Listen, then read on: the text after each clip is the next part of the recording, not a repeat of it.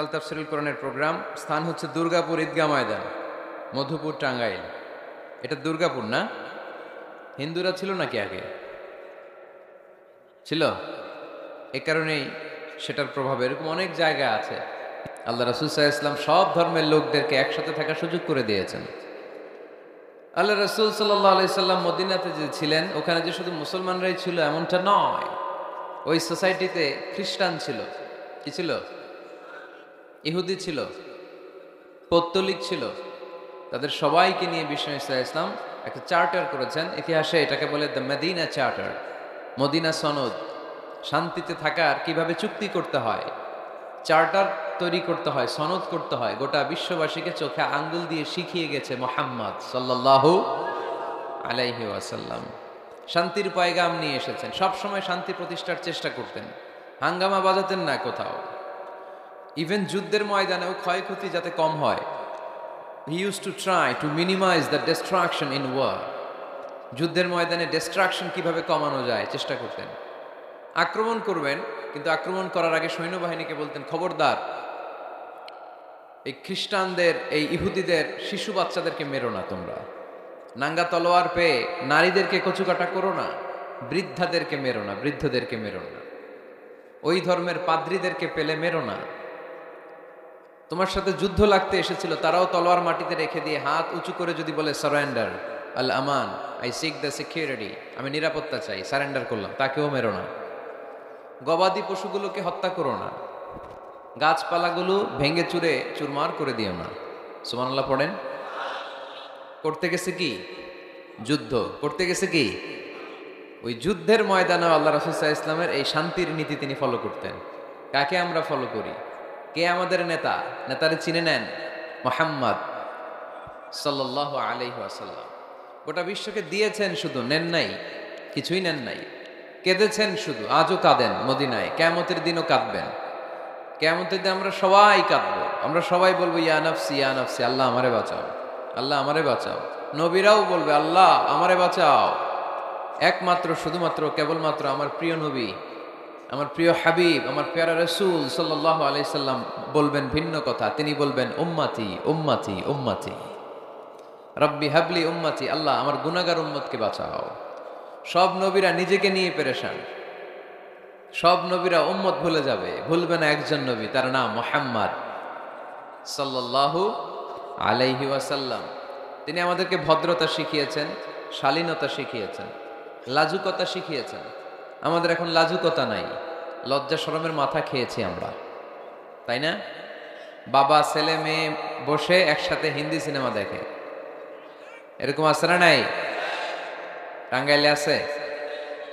তার মানে লাজ শরমের মাথা খাইছি, লজ্জা শরম নাই। আল্লাহ রাসূল সাল্লাল্লাহু আলাইহি ওয়াসাল্লাম অনেক লজ্জাশীল ছিলেন। হালিমাতুস সাদিয়া, আল্লাহ রাসূল সাল্লাল্লাহু আলাইহি ওয়াসাল্লামের দুধমা, বর্ণনা করেন যে আমি মক্কা থেকে এই কোরাইশি মোহাম্মদ শিশুটাকে নিয়ে আসলাম, 5 বছর রাখলাম, 2 বছর দুধ খাওয়ালাম, কিন্তু কখনো এই কোরাইশি ছেলেটাকে কাঁদতে দেখি নাই।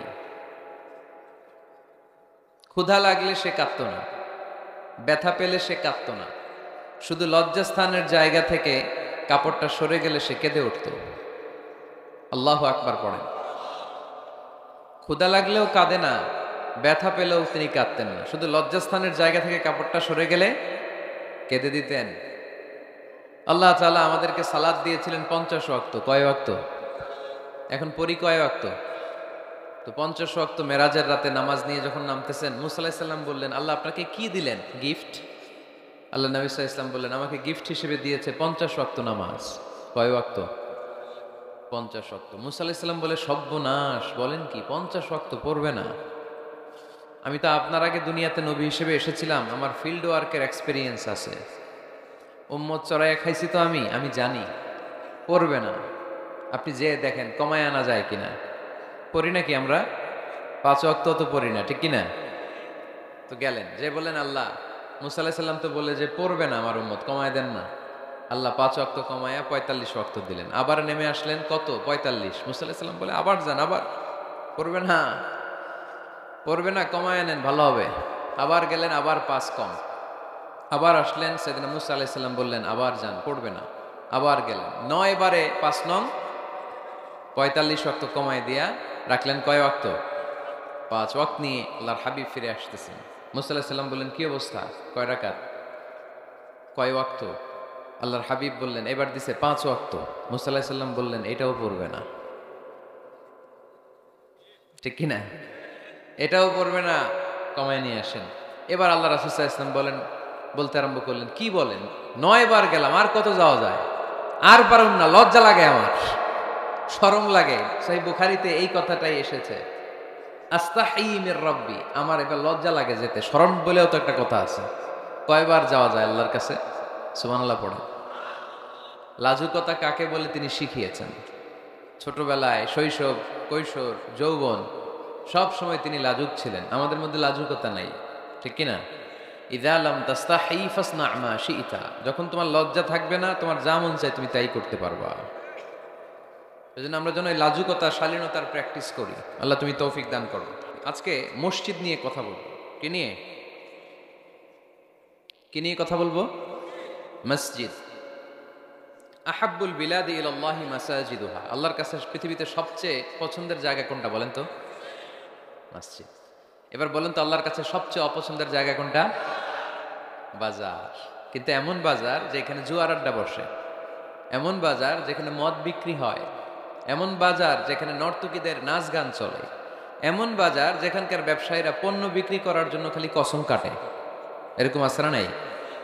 এই বাজারগুলো আল্লাহর কাছে অপছন্দনীয়। এমনি যে আপনারা সুপার শপে যান, টাঙ্গাইলের মুদি দোকানে যান, বাজারে যান, মাছ বাজারে, এটা আবার আল্লাহর কাছে অপছন্দনীয় না। এরকম বাজারে বিষ্ণু ঈসা ইসলাম যেতেন, কিন্তু যেই বাজারে মিথ্যা কসম কাটে বারবার, এরকম আসরা নাই? তাদেরকে লানত দেয়া হয়েছে যারা শুধু কসম কাটে, মুনাফিকেরা। সকালবেলা কুরবানির হাটে যাবে গরু বিক্রি করতে, বউরে কয়, বউ একটা দাম কর। বউ বলে, কত কমু? বল যে 50,000। তো বউ কয়, বললাম 50,000। তো এরপর বাজারে যখন নিয়ে গেছে, এক লোক এসে বলতেছে, ভাই গরুটা 40,000 দিবেন? তখন সে বলে, আল্লাহর কসম, সকালবেলা একজন 50,000 দাম কইছে, দেই নাই। সকালে 50,000 কইছে, এরই তো দেই নাই, আপনার 40,000 কেমনে দেই? এরকম ডাকাইত সারাডাই। আল্লাহ রাসূল সাল্লাল্লাহু আলাইহি ওয়াসাল্লাম মদিনার খেজুরের বাগান, বাজার পরিদর্শনে গেলেন। যে খেজুরের স্তূপ দেখে আল্লাহ রাসূল সাল্লাল্লাহু আলাইহি ওয়াসাল্লাম খেজুরের স্তূপে হাত ঢুকায় দিলেন। ঢুকায় দেওয়ার পরে তিনি দেখলেন পানি, ভিতরে কি? আর উপরে শুকনা খেজুর। আল্লাহর হাবিব বললেন, ভিতরে পানি, উপরে শুকনা কেন? কয়, বৃষ্টি হয়েছে। আর বৃষ্টি হলে তো সব জায়গায় পানির সয়লাভ থাকবে। আল্লাহ রাসূল সাল্লাল্লাহু আলাইহি ওয়াসাল্লাম রেগে গেলেন আর বললেন, মান গাশশানা ফালাইসা মিন্না, যে আমাদেরকে ধোঁকা দেয় সে আমার উম্মত হতে পারে। The person who deceives us he is not among আস, যে লোক আমাদের ধোঁকা দেয় সে আমাদের অন্তর্ভুক্ত। মুসলমানরা কি ধোঁকা দিতে পারে? খাদ্যে ভেজাল দিতে পারে? ওজনে কম দিতে পারে? মাছে ফরমালিন দিতে পারে? টেন্ডারবাজি করতে পারে? চাঁদাবাজি করতে পারে? ক্যাসিনোর ব্যবসা করতে পারে? পারে? পারে? এজন্য আমরা যেন ধোঁকাবাজি না করি। ধোঁকাবাজে ভরে গেছে বাংলাদেশ। এই ধোঁকাবাজি থেকে আমাদেরকে বেঁচে থাকতে হবে যদি প্রিয় নবীর উম্মত হতে চাই, ঠিক কিনা? তাহলে আল্লাহ তাআলার কাছে সবচেয়ে প্রিয় জায়গার নাম সবাই বলেন। আর সবচেয়ে অপছন্দনীয় জায়গার নাম বাজার। হাদিসটা সহিহ বুখারীতে এসেছে। এমন বাজার যেখানে মদের আড্ডাখানা, যেখানে ক্যাসিনোর ব্যবসা, হারাম ব্যবসা, ওইটা আল্লাহর কাছে অপছন্দনীয়। আল্লাহর হাবিব সাল্লাল্লাহু আলাইহি ওয়াসাল্লামের একটা অভ্যেস ছিল, তিনি কোনো এলাকায় গেলেই প্রথমে একটা মসজিদ বানায় ফেলতেন। সুবহানাল্লাহ পড়েন। তার মানে মসজিদ কেন্দ্রিক তিনি সব করতেন। মস্ক সেন্টার, আগে মসজিদ তারপরে সব। যেমন তিনি মক্কা থেকে যখন মদিনায় হিজরতে আসবেন, মদিনায় ঢোকার আগে কোবা নামক একটা এলাকায় তিনি কয়েক সপ্তাহ ছিলেন। ওখানে এই 2 সপ্তাহের ব্যবধানে একটা মসজিদ বানায় ফেলছেন, মসজিদে কোবা। মসজিদের নাম কি? প্রতি শনিবারে তিনি মসজিদে কোবায় যেতেন, ওখানে যে সালাত পড়তেন। এবং আল্লাহর হাবিব বলেছেন, কেউ যদি, আপনারা যখন মদিনা শরীফে যাবেন, শনিবারে যদি কেউ সকালবেলা আপনারা যে কোবা মসজিদে যে অজু করে, ঘর থেকে অজু করে যে 2 রাকাত সালাত পড়েন, তাহলে উমরা করলে, একটা মাকবুল উমরা করলে যেই সওয়াব, ওই সওয়াব আল্লাহ আমলনামায় দিয়ে দিবেন। কোবা থেকে তিনি মাইগ্রেট করলেন মদিনায়। মদিনাতে যেও তিনি একটা মসজিদ প্রতিষ্ঠা করলেন। মসজিদটার নাম সবাই বলেন, মসজিদে নববী। আল্লাহ রাসূল সাল্লাল্লাহু আলাইহি ওয়াসাল্লাম খুব চমৎকার লোকেশন বাছাই করতে পারতেন। লোকেশন তিনি দেখলেন কোথায় করলে ভালো হয়, কোথায় কোথায় কোথায়, খুঁজতে খুঁজতে এমন জায়গাটা পছন্দ হলো, সেখানে ছিল পুরাতন খেজুরের বাগান, ধ্বংসাবশেষ, আর ছিল মুশরিকদের কবর। আল্লাহর হাবিব বললেন, মুশরিকদের কবরগুলোরে হাড্ডি আর কঙ্কাল সহ উঠায় ফেলো, উঠায় আরেক জায়গায় দাফন করো। সুবহানাল্লাহ পড়েন। খেজুর গাছগুলো কেটে সমান করো, ধ্বংসাবশেষ ভেঙে মাটির সাথে গুড়িয়ে দাও, এখানে হবে আমার মসজিদ। স্থাপিত হলো মসজিদে নববী। সুবহানাল্লাহ পড়েন। এখানেই 10 বছর বিষ্ণু ইসা ইসলাম ইমাম ছিলেন, খতিব ছিলেন। এজন্য যারা ইমাম, যারা খতিব, তাদের অনেক দায়িত্ব। তারা বিষ্ণু ইসা ইসলামের রেখে যাওয়া দায়িত্ব পালন করছে। আল্লাহর হাবিবের যে চাকরি ছিল, ইমাম সাহেবদের একই চাকরি। আল্লাহর হাবিবের যে দায়িত্ব ছিল, ইমাম সাহেবদের একই দায়িত্ব, কিন্তু তাদের বেতনটা বড্ড কম এদেশে, তাই না? আহা, সামান্য কিছু বেতন দিয়ে ইমাম মুয়াজ্জিনদেরকে আমরা রাখি, এটা ঠিক না। এজন্য টাঙ্গাইলবাসীদেরকে আমি প্রথম যে মেসেজটা দিতে চাই, ইমাম মুয়াজ্জিন আর খাদেমদের বেতন বাড়ায় দেন। আপনার বেতন বাড়ায় দিবে কে? সভাপতি সাহেব, সেক্রেটারি সাহেব, ক্যাশিয়ার সাহেব, বেতন বাড়ান, ওনাদের বেতন বাড়ায় দেন। আপনাদের জীবনে বরকত দিবে কে? ইমাম মানি নেতা। ইমাম মানি কি? নেতার সাথে যদি আমরা খারাপ আচরণ করি, এটা আমাদের জাতির জন্য কখনোই কোনোভাবে কল্যাণকর হতে পারে না। আল্লাহর হাবিব সাল্লাল্লাহু আলাইহি ওয়াসাল্লাম নিজ হাতে মসজিদ তৈরি করলেন। আমাদের মতো টাইলস আর এয়ার কন্ডিশনের মসজিদ, মসজিদে নববী না, এরকম ছিল না। বালুর ফ্লোর। কিসের ফ্লোর? ছাদ ছিল খেজুর পাতার ছাউনি। বৃষ্টি হলে ওই বালুর মধ্যে কাদামাটি হয়ে যেত, আর ওই কাদামাটিতেই দাঁড়িয়ে নামাজ পড়তেন মুহাম্মদ সাল্লাল্লাহু আলাইহি ওয়াসাল্লাম। সাহাবারা বলতেন, আল্লাহর হাবিব যখন নামাজ পড়ে আমাদের দিকে তাকাতেন, রাআইতু আসারা তিনি ফি জাবহাতিহি, আমরা রাসূলের নাকে এবং কপালে দেখতাম কাদার মাটি মিশে আছে। আল্লাহর হাবিব যখন মুসল্লিদের দিকে তাকাতেন, দেখতেন প্রতিটা মুসল্লি সাহাবীর নাকে আর কপালে কাদার মাটি মিশে আছে। তার মানে আমার নবীর বানানো মসজিদ ছিল কাঁচা, কিন্তু মুসল্লি ছিল পাকা। আমাদের মসজিদগুলো পাকা, কিন্তু মুসল্লিরা কাঁচা। পাকা মুসল্লি হইতে হবে, মসজিদকে আবাদ করতে হবে। কি করতে হবে? আওয়াজ করে বলেন, কি করতে হবে? আমরা মিলে, সবাই মিলে যেন মসজিদকে আবাদ করি, আমরা যেন মসজিদ নির্মাণ করি, সবাই যেন মসজিদ আবাদে অংশগ্রহণ করি। এজন্য আল্লাহ বললেন, ইন্নামা ইয়া'মুরু মাসাজিদাল্লাহি মান আমানা বিল্লাহি ওয়াল ইয়াউমিল আখির ওয়া আকামাস সালাতা ওয়া আতাজ যাকাতা ওয়া লাম ইয়াখশা ইল্লাল্লাহ ফাআসা উলাইকা আন ইয়াকুনু মিনাল মুহতাদিন। সুবহানাল্লাহ পড়েন।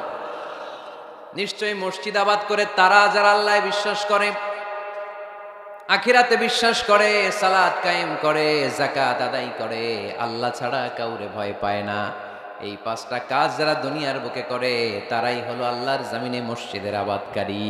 ঠিক কি না? ফাআসা উলাইকা ইয়াকুনু মিনাল মুহতাদিন। আশা করা যায় এরাই হলো হেদায়েত প্রাপ্তদের অন্তর্ভুক্ত। সুবহানাল্লাহ পড়ে।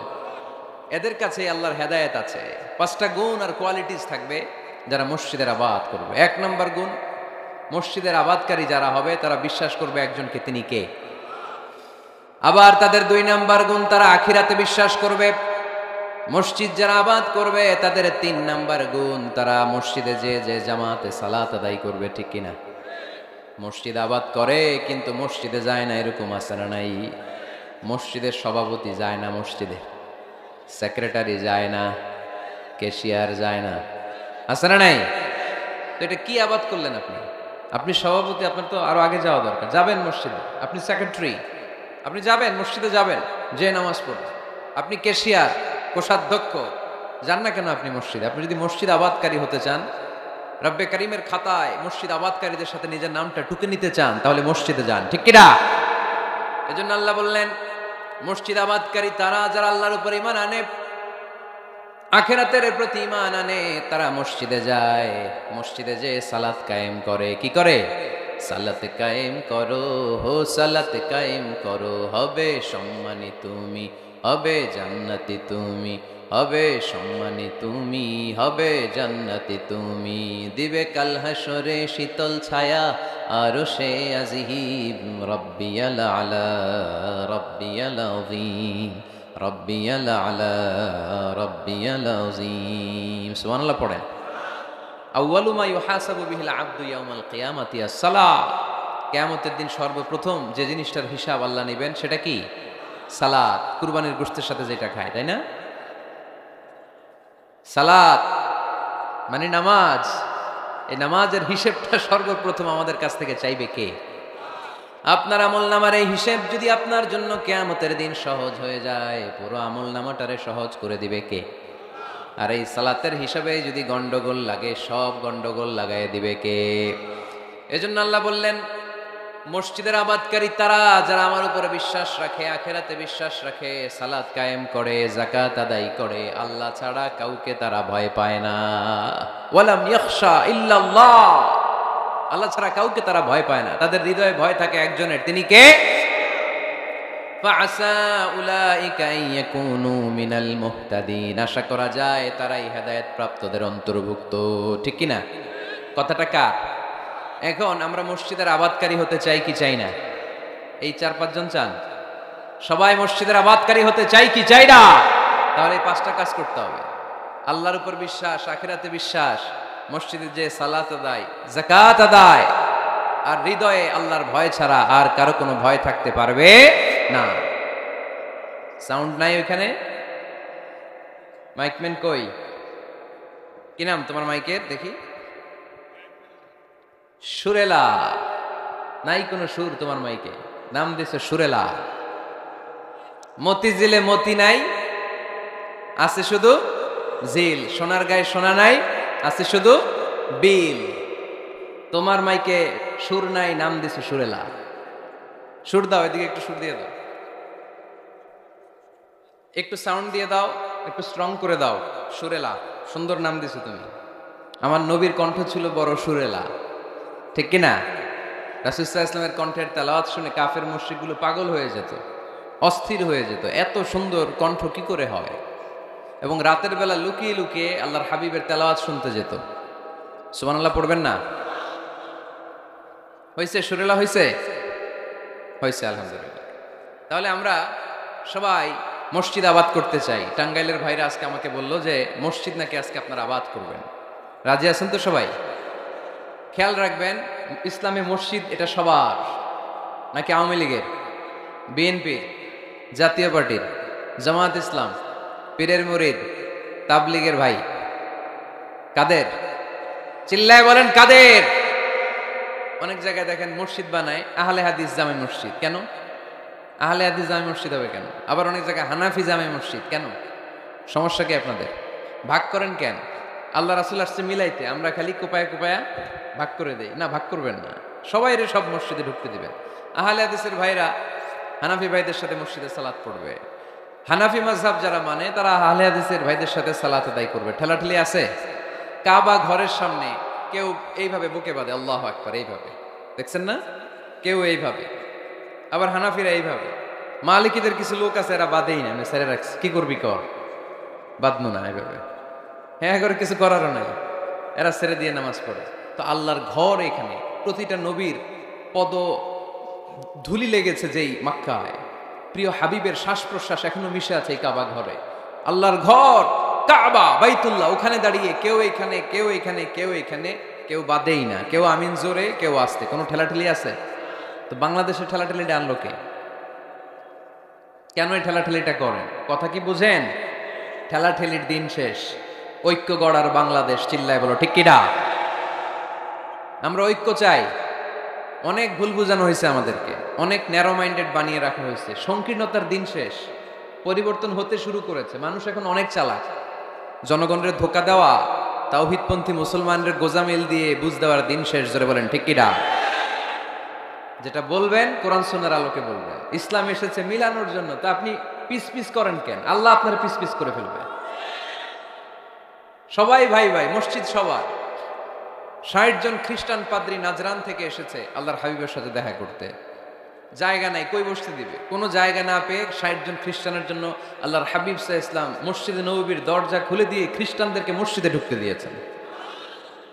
মসজিদে নববীতে খ্রিস্টান ঢুকতে পারে, আর আমাদের আহলে হাদিস মসজিদে হানাফি ভাইরা ঢুকতে পারে না। হানাফি ভাইদের মসজিদে আহলে হাদিসের ভাইরা ঢুকতে পারে না। এটা আপনি পেয়েছেন কোথায়? কেন করেন এগুলো? বাদ দিয়ে দেন। আমরা সবাই এক, চিল্লায় বলেন ঠিক কিনা? আপনারা কি ঐক্য চান নাকি কিলাকিলি করবেন? আমরা কিলাকিলি চাই, বিভেদ চাই, হিংসা চাই, আর কোন ঝগড়া মারামারি চাই? আমরা চাই ঐক্য। চিল্লায় বলেন কি চাই? আল্লাহ তুমি ঐক্য প্রতিষ্ঠার তৌফিক আমাদেরকে দান করো। আরো জোরে বলি আমিন।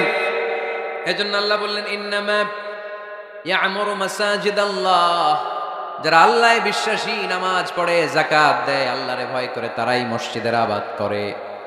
উমরানুল মাসাজিদ, কেমন করে মসজিদের আবাদ করবেন? এক নাম্বার, মসজিদ নির্মাণের মাধ্যমে মসজিদের আবাদ হয়, ঠিক কিনা?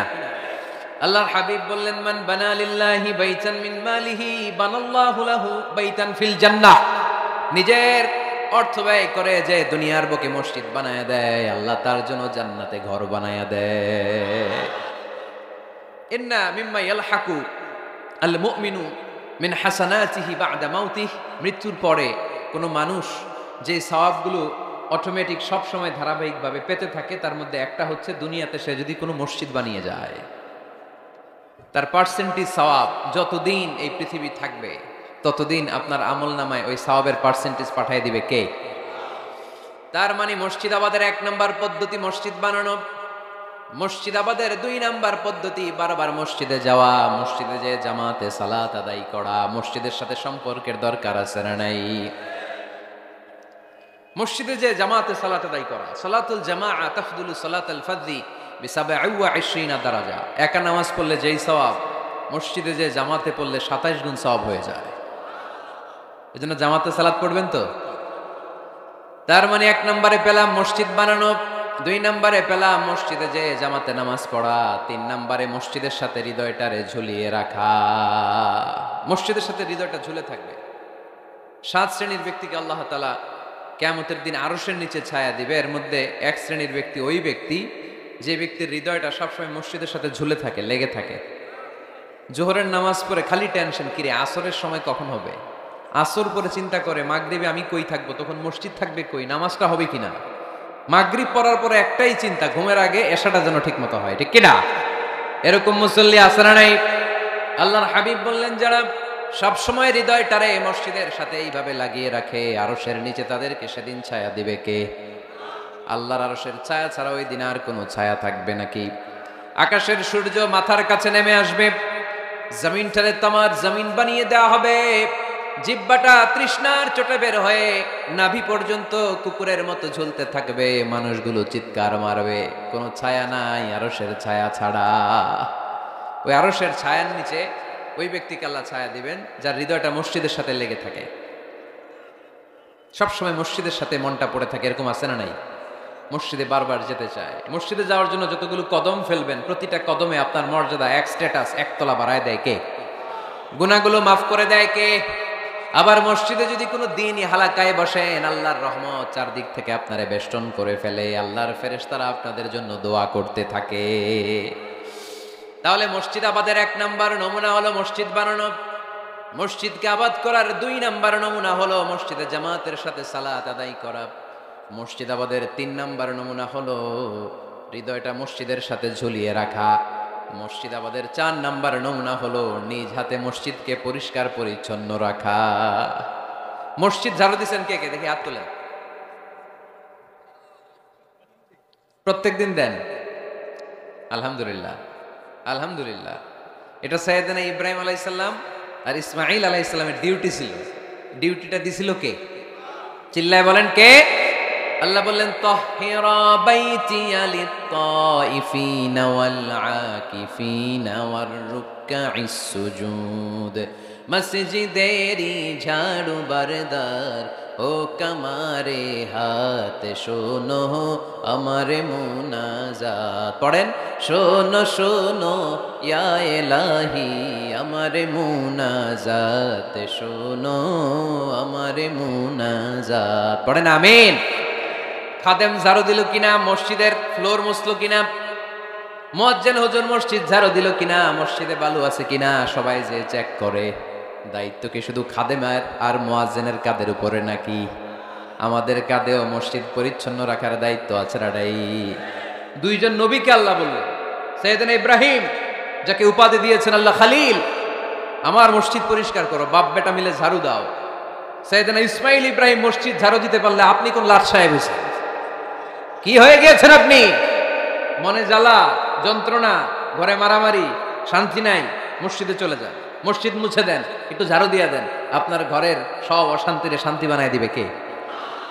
মনের জ্বালা যন্ত্রণা দূর করে দিবে কে? এই জন্য হৃদয়ে যদি কষ্ট থাকে, জ্বালা যন্ত্রণা থাকে, অসুখ থাকে, অশান্তি থাকে, মসজিদে যান, মসজিদটা ঝাড়ু দেন, এতিমের মাথায় হাত বুলায় দেন, হৃদয়টারে প্রশান্ত করে দিবে কে? তাহলে এই কাজগুলো করার মাধ্যমে আমরা মসজিদ আবাদ করব। রাজি আছেন? আপনাদের টাঙ্গাইল জেলায় সবচেয়ে বড় মসজিদ কোনটা?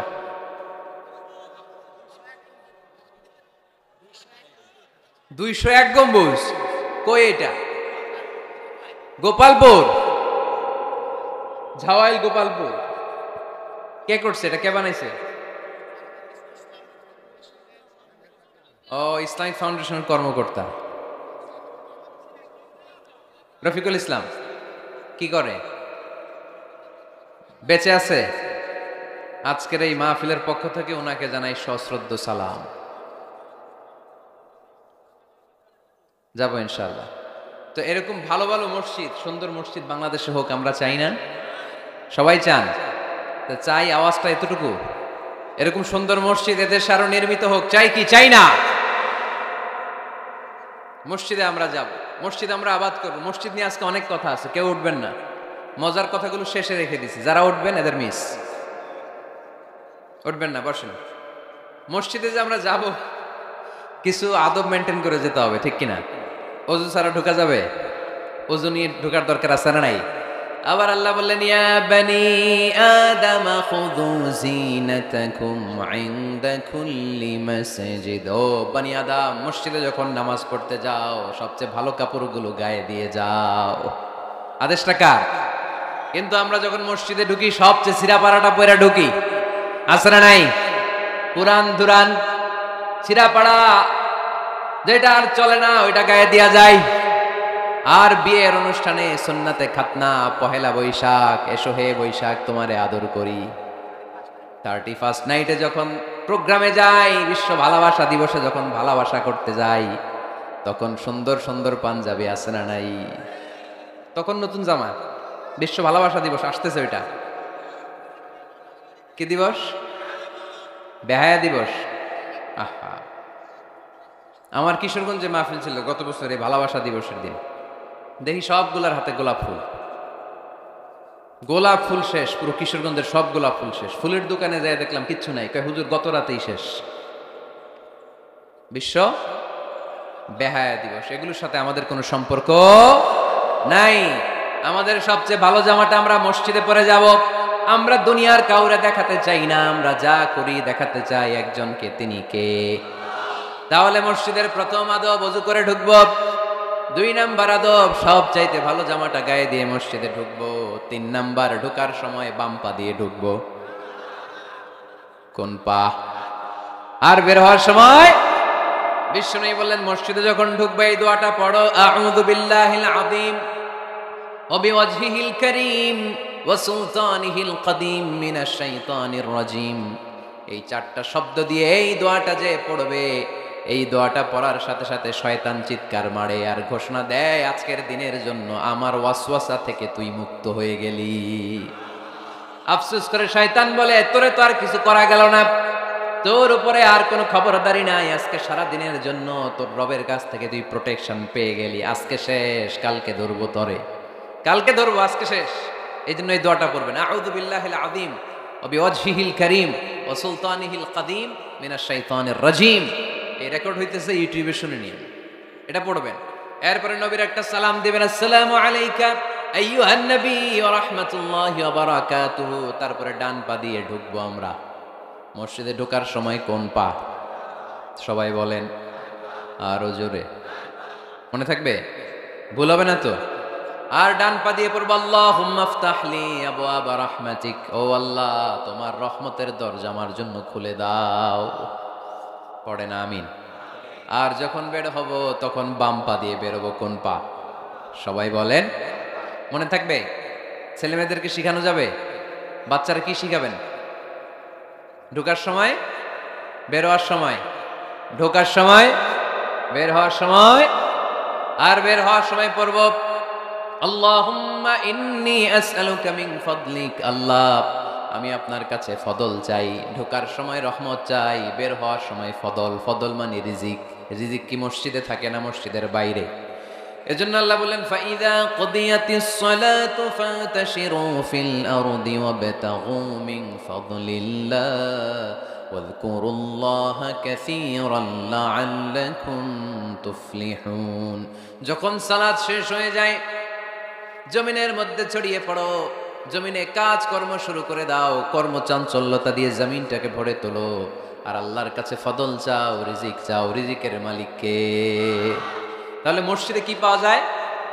রহমত। ওই একজন কয় রিজিক, রহমত। মসজিদে কি পাওয়া যায়? সবাই বলেন, এটার ক্লাস মনে করবেন, তাহলে খেয়াল থাকবে। মসজিদের ভিতরে কি পাওয়া যায়? আর বাইরে পাওয়া যায় রিজিক। চিল্লায় বলেন, বাইরে কি পাওয়া যায়? এজন্য ঢোকার সময় রহমত চাবো, বের হওয়ার সময় রিজিক চাবো। ঢোকার সময় ডান পা, বের হওয়ার সময়, মনে থাকবে। আর মসজিদে ঢুকেই 2 রাকাত, ঢুকেই 2 রাকাত। দুখুলুল মসজিদ, তাহিয়াতুল মসজিদ, তাহিয়াতুল উযু, যেই নাম দেন। ওযু করলেই, মসজিদে ঢুকলেই মনে থাকবে? বলে যাবেন তো আপনারা, খেয়াল থাকবে। মসজিদে ঢুকলেই 2 রাকাত পড়তেন বিশ্বনবী মুহাম্মদ সাল্লাল্লাহু। বিশ্বনবী জুমার খুতবা দিচ্ছেন, হঠাৎ এক সাহাবী খুতবা চলাকালীন সময়ে মসজিদে ঢুকেই বসে পড়লেন। বিশ্বনবী বললেন দাঁড়াও। নিজের খুতবা বন্ধ করে দিয়ে সাহাবীরে বললেন দাঁড়াও, 2 রাকাত পড়েছ নাকি? সাহাবী বলে পড়ি নাই। বিশ্বনবী বললেন তাড়াতাড়ি করে চটজলদি করে 2 রাকাত পড়ে নাও। খুতবা, জুমার খুতবা চলতেছে, খুতবা থামিয়ে দিয়ে খুতবার নিরবিচ্ছিন্নতাকে ভঙ্গ করে আল্লাহর হাবিব সাল্লাল্লাহু আলাইহি ওয়াসাল্লাম 2 রাকাত পড়তে বললেন। এটা খুবই জরুরি, পড়বেন, খুতবা চলাকালীনও পড়বেন। যদিও আমাদের দেশের অনেক জায়গায় এটার সুযোগ দেয় না, বলে যে লাল বাতি জ্বলন্ত অবস্থায় নামাজ পড়া নিষেধ। নিজেরা বানাইছে এই নিষেধ, তো পড়তে না দিলে বারান্দায় পড়েন, যেহেতু খুতবা শোনারও গুরুত্ব আছে। হানাফি মাযহাবে খুতবাটারে ওয়াজিব বলে, খুব গুরুত্ব দেয়। এজন্য বলে যে এটা বেশি গুরুত্বপূর্ণ ওই নামাজের চেয়ে। এটা হচ্ছে ওনাদের দলিল, কিন্তু ওই দলিলটা বেশি শক্তিশালী যে মসজিদে ঢুকেই 2 রাকাত পড়তে হয়, ঠিক কিনা? এজন্য মসজিদে ঢুকেই আমরা 2 রাকাত পড়ব। তাহলে প্রথমে ওযু করে নিলাম, সুন্দর জামা পরলাম, ডান পা দিয়ে মসজিদে ঢুকলাম, ঢুকেই 2 রাকাত পড়লাম। এই সবগুলো আদেশ বিশ্বনবী আমাদের জন্য দিয়েছে, ঠিক কিনা? আবার বিশ্বনবী নিষেধ করেছে কবরের উপর যেন কখনো কেউ মসজিদ না বানায়। লাআনা রাসূলুল্লাহি সাল্লাল্লাহু লাআনাতুল্লাহি আলাল ইয়াহুদ ওয়ান নাসারা ইত্তাখাযু কুবুর আমবিয়াইহিম মাসাজিদা। আল্লাহ তাআলা ইহুদি নাসারাদের উপর লানত দিয়েছে। কি দিয়েছে? লানত। কারণ তারা তাদের নবীদের কবরের উপরে মসজিদ বানায়, ওইখানে নামাজ পড়ে। কবরস্থানে নামাজ পড়া যায়? কবরের উপরে নামাজ পড়া যায়? বাংলাদেশে আছে না নাই? ছোট্ট এতটুক মসজিদ, 2 কাতারের এত বড় কবরস্থান। ইয়া লাল শালু, নীল শালু, আগরবাতি আর গোলাপ জলের গন্ধে ঢোকা যায় না, আছে না নাই? ওখানে যে আগরবাতি জ্বালায় দেয়, গোলাপ জল ঢেলে দেয়, আছে না নাই? কবরস্থানে বা মাজারে কেন মোমবাতি দেয় মানুষ আমি জানি না। যিনি কবরে শুয়ে আছেন ওনার কাছে কি আলো যায়, মোমবাতির আলো? তো ওনারে দিছেন কেন? এটা তো যে সমস্ত ঘরে এখন ইলেকট্রিসিটি পৌঁছে নাই, বাচ্চারা পড়াশোনা করতে পারে না, এদের ঘরেই না আপনি মোমবাতি দিবেন? তাহলে আপনার বাবার কবরটারে আলো দিয়ে ভরে দিবে কে? মাজারে যে অনেকে টাকা দেয়, মানত করে, মাজারে টাকা দেয়া যায় না, মানত করা যায় না, মানত করতে হয় একজনের নামে। চিল্লায় বলেন তিনি কে? খবরদার, এগুলো থেকে সাবধানে থাকতে হবে। মাজার জিয়ারত করা সুন্নাহ, কবর দেখলেই সালাম দেয়া সুন্নাহ, জিয়ারত করা সুন্নাহ। এর জন্য দোয়া চাইবেন, নিজের জন্য আল্লাহর কাছে দোয়া চাইবেন, এর জন্য দোয়া করবেন, নিজের জন্য দোয়া করবেন। কিন্তু মাজারে পড়ে থাকা লোকটার কাছে কিছু চাওয়া যায়? আল মাইয়িতু ফিল কবর কাল গরীকি ফিল বাহর। সাঁতার না জানা ব্যক্তি সাগরে পড়লে যেরকম অসহায়, কবরে শুয়ে থাকা ব্যক্তিটা তার চেয়েও বেশি অসহায়। সে আপনার জন্য কি করবে? আপনি তার জন্য দোয়া করলে সে কিছু পাবে। সে আপনার কিছু করায় দিতে পারবে? করতে পারে একজন, তিনি কে? চিল্লায় বলতে হবে তিনি কে? কেউ ফিরে না খালি হাতে, আল্লাহ রে তোর দরবারেতে, ঠিক কি না? পড়েন সবাই, কেউ ফিরে না খালি হাতে, আল্লাহ রে তোর দরবারেতে। এজন্য কবর কেন্দ্রিক কোনো মসজিদ নাই। আগে মসজিদ, পরে হবে কবর। যেমন বিশ্বনবী আগে তৈরি করেছেন মসজিদে নববী, তার পাশে হয়েছে বিশ্বনবীর কবর, তার বাম দিকে হয়েছে বাকিউল গারকাদ। বাকি কবরস্থান মাকবারাতুল বাকি, যেখানে বিশ্বনবীর স্ত্রীরা শুয়ে আছেন, সাহাবারা শুয়ে আছেন রাদিয়াল্লাহু তাআলা আনহুম ওয়া আনহুন্না। তাহলে আগে হবে মসজিদ, তারপরে কবর। কবর কেন্দ্রিক কোনো মসজিদ বানানো যাবে? মনে থাকবে এটা? টাঙ্গাইল এরকম আছে যে আগে কোন আল্লাহর ওলির কবর ছিল, এর উপরে বিশাল মসজিদ বানাইতেছে, আছে? নাই? আলহামদুলিল্লাহ, খুব ভালো। কবর কেন্দ্রিক মসজিদ বানাবেন না, মসজিদ আর কবরস্থানে গ্যাপ রাখবেন, তা না হলে ভেজাল হওয়ার সম্ভাবনা আছে না নাই? এরপরে বিশ্বনবী মসজিদকে ক্লিন রাখতে বলেছেন। আমার রাসূলুল্লাহ সাল্লাল্লাহু আলাইহি ওয়াসাল্লাম বিবিনাইল মসজিদি ফি দুয়ার ওয়া আন তুনাযযাফা ওয়া তুতায়্যাবা। আল্লাহর হাবিব বলেছেন, এলাকায় এলাকায় তোমরা মসজিদ বানাও, মসজিদগুলোরে পরিষ্কার রাখো, আতর আর সুগন্ধি দিয়ে তোমরা পারফিউম করে দাও। মসজিদটারে সুগন্ধযুক্ত করে রাখবেন, পারফিউম করে রাখবেন। আরব দেশে মসজিদে বাখুর জ্বালিয়ে দেয়, উদ জ্বালিয়ে দেয়, মসজিদে ঢুকলেই কলিজাটা ঠান্ডা হয়ে যায়, নামাজ পড়তে মনে হচ্ছে, কোনো দুর্গন্ধ নাই। এজন্য মসজিদ পরিচ্ছন্ন রাখার দরকার আছে না নাই? এরপরে বিশ্বনবী সাল্লাল্লাহু আলাইহি ওয়াসাল্লাম বললেন, মসজিদের সর্বশেষ আদব হলো তোমরা যখন মসজিদ বানাবা, খবরদার মসজিদকে অতিমাত্রায় ডিজাইন করা যাবে না। অতিমাত্রায় ডিজাইন করা যাবে না। আমরা এতই ডিজাইন করি, কোনটা মসজিদ আর কোনটা কমিউনিটি সেন্টার চিনাই যায় না, আছে না নাই? না, অতিমাত্রায় ডিজাইন না, যতটুকু লাগে। গরম লাগে, এয়ারকন লাগান, নো প্রবলেম। নিচের সমস্যা, সিম্পলি টাইলস দিয়ে দেন। কিন্তু লাইটিং ফাইটিং, লাল নীল বাতি, এই কারুকার্য ওই কারুকার্য, এটা করতে নিষেধ করেছেন মুহাম্মদ সাল্লাল্লাহু। বিশেষ করে মসজিদের কেবলার দেয়ালে। কোন দেয়ালে? কেবলার দেয়ালে কোনো ঘড়ি থাকতে পারবে না, কোনো ক্যালেন্ডার থাকতে পারবে না, সব পিছনে। ইমাম সাহেব ঘড়ির টাইম দেখে নেবে। সামনে ক্যালেন্ডার থাকলে নামাজের সময় ক্যালেন্ডারের ভিতরে যে মাদ্রাসা মসজিদ, ওইখানে নজর পড়ার সম্ভাবনা আছে না নাই? বিভিন্ন জিনিস লেখা থাকে, নামাজও পড়ি, ওইটাও পড়ি, আছে না নাই? নামাজ পড়ে কয়টা বাজলো, ঘড়ির দিকে নজর পড়ার সম্ভাবনা আছে না নাই? এই জন্য কেবলার দেয়ালটা যদি সাদা মাঠা রাখা যায় সেটাই ভালো। আপনার নজর থাকবে সেজদার দিকে। ডানে একটা নজর দিলে আল্লাহ বলে ফিরে আয়, সেজদার দিকে তাকা। আরেক দিকে নজর দিলে আল্লাহ বলে ফিরে আয়, সেজদার দিকে তাকা। আবার যদি টাইলসের দিকে নজর দেন, আল্লাহ বলে ফিরে আয়, সেজদার দিকে তাকা। আবার যদি নজর দেন, আল্লাহ রেগে যে বলে লা হাজাত আলী ইলা সলাতিক, তোর এই নামাজের কোনো দরকার আমার নাই। যে আল্লাহ তাআলাকে খুশি করার জন্য সালাত পড়তে আসলাম, উনি যদি বলে তোর এই নামাজের দরকার আমার নাই, তো কার জন্য সালাত পড়লেন আপনি? এজন্য মসজিদের সামনের ওয়ালে যত কম ডিজাইন হওয়া যায়, ঘড়ি, ক্যালেন্ডার ইত্যাদি ফিত্যাদি, লেখাজোখা, এগুলো সামনে না, এগুলো পেছনে দিতে পারলে ভালো। ইভেন জায়নামাজের মধ্যেও কাবা ঘরের ডিজাইন আছে না নাই? এটা ইহুদিদের ষড়যন্ত্র। আমরা বোকা শোকা মুসলমান, ওরা সর্বপ্রথম জায়নামাজের মধ্যে কাবা ঘরের ডিজাইন দিছে। কোন ডিজাইন? আর আমরা মুসলমানরা মনের অজান্তে নিজের কাবারে নিজে লাথি মারি। কথা বলেন, কথা বলেন। এজন্য খবরদার, কোন মসজিদের ডিজাইনওয়ালা, কোন কাবা ঘরের নমুনাওয়ালা, মসজিদুল আকসার গম্বুজলা, মসজিদ নববীর কোন গম্বুজলা জায়নামাজ আমরা কিনবো না। আমরা না কিনলে ওদের ব্যবসা শেষ, ঠিক কিনা? ফ্রেশ জায়নামাজ কিনবে। কি জায়নামাজ? ফ্রেশ, সিম্পলি ফুল হইতে পারে, সাদা হইলে আরো ভালো। ফ্রেশ কোন মসজিদ, বিশেষ করে কাবার ডিজাইনওয়ালা তো কিনাই যাবে না। ওইটার মধ্যে দাঁড়ায় আছে ইমাম সাহেব, আছে না নাই? মনে থাকবে, মনে থাকবে। এই জন্য বিশ্বনবী বললেন, মসজিদ নির্মাণ করো, মসজিদের সাথে হৃদয়টারে ঝুলিয়ে রাখো। কিয়ামতের দিন এই মসজিদের ওসিলায় জান্নাতের বাড়ি বানায়া দিবে কে? আবার বিশ্বনবী বললেন, লা তুসাদ্দুর রিহাল ইল্লা ইলা সালাসাতি মাসাজিদা। এই দুনিয়ার বুকে তিনটা মসজিদের দিকে শুধু বিশেষ সওয়াবের উদ্দেশ্যে ভ্রমণ করা যায়। এই তিনটা মসজিদ ছাড়া বিশেষ সওয়াবের উদ্দেশ্যে পৃথিবীর কোনো মসজিদে ভ্রমণ করা যাবে। আপনি ডিজাইন দেখতে যাইতে পারবেন। এই যে বললেন যে কি একটা হইছে 200 কত গম্বুজ, 201 গম্বুজ, সুন্দর একটা বানাইছে, দেখতে যাই, যাওয়া যাবে। নামাজ পড়তে মনে চায়, ওইটাই যাওয়া যাবে, কিন্তু ওইখানে বেশি সওয়াব হবে, এই নিয়তে যাওয়া যাবে? You cannot say it any journey expecting special virtue except 3 mosques: the Mosque of Haram, the Mosque an-Nabawi, the Masjid al-Aqsa. ঠিক কি না? এই তিনটা মসজিদ ছাড়া বিশেষ সওয়াবের নিয়তে পৃথিবীর কোনো মসজিদে ভ্রমণ করা যায় না, তবে দেখতে যাওয়া যায়।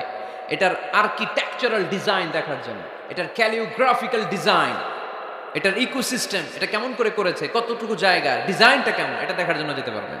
কিন্তু এই 201 গম্বুজে নামাজ পড়লে সওয়াব 3 গুণ হবে, এরকম ধারণা করা যাবে? বাইতুল মুকাররমে পড়লে এত গুণ সওয়াব, এই ধারণা করা যাবে? এই যে চলে আসছে 201 গম্বুজ, আমি দেখতেছি, আপনারা পাবেন না দেখতে। আগে দেখে ফেলছেন? মাশাআল্লাহ মাশাআল্লাহ, সুন্দর। আরো কিছু পরামর্শ দিবে, এগুলো শেষে দিচ্ছি আমি। কষ্ট হইতেছে আপনাদের? জিমায় পড়তেছেন? আরো কয়েক মিনিট শুনবেন। 3টা মসজিদে নিয়ত করে যাওয়া যায়। 1 নম্বরে মসজিদে হারাম, 1 নম্বরে কি? ইন্না আউওয়ালা বাইতিন উদিআ লিন-নাসি লাল্লাযী বিবাক্কাতা মুবারাকা। সর্বপ্রথম যেই ঘরটা আল্লাহ তাআলা জমিনের মধ্যে স্থাপন করলেন, ওই ঘরটা হলো মসজিদুল হারামের মাঝখানের কাবা ঘর। এই ঘরটা অবস্থিত যেই শহরের মধ্যে, শহরের নাম বাক্কা, এখনকার নাম মক্কা। সুবহানাল্লাহ পড়েন। মক্কার আগের নাম বাক্কা। কোরআনে বাক্কার কথা আছে। এবং হজ উমরা করতে গেলে দেখবেন যে অনেক হোটেল আছে, হোটেলের নাম ফুন্দুক বাক্কা। ফুন্দুক বাক্কা মানে বাক্কা হোটেল। মক্কার আগের নাম কি? বাক্কা। এখান থেকেই বিষ্ণু ঈসা ইসলাম ইসরা শুরু করেছেন। মেরাজের আগের ধাপ নাম ইসরা। এই মসজিদে 1 রাকাত নামাজ পড়লে 1 লক্ষ রাকাতের সওয়াব দেয় কে? সুবহানাল্লাহ কইতে পারলেন না? পৃথিবীর আর কোন মসজিদে 1 রাকাত পড়লে 1 লক্ষ রাকাতের সওয়াব হয়? আপনাদের 201 গম্বুজে বললে বাইতুল মুকাররম। পৃথিবীর কোন মসজিদে পড়লে হবে? শুধুমাত্র কেবলমাত্র মসজিদুল হারামে 1 রাকাত সালাত পড়লে 1 লক্ষ রাকাতের সওয়াব আমলনামায় দিবে কে? এজন্য আল্লাহ বললেন ওখানে যাও, হাইসুমা তুয়াল্লু ফাওয়াল্লু উজুহাকুম শাতরা। যেখানে যাইবা, দুনিয়ার যেখানেই থাকো না কেন, কাবা ঘরের দিকে হয়ে নামাজ পড়াকে আবশ্যক করেছে কে? পৃথিবীর যেখানেই যান, কোন দিকে হয়ে নামাজ পড়বেন? কাবা, টু দ্য ডাইরেকশন অফ কিবলা।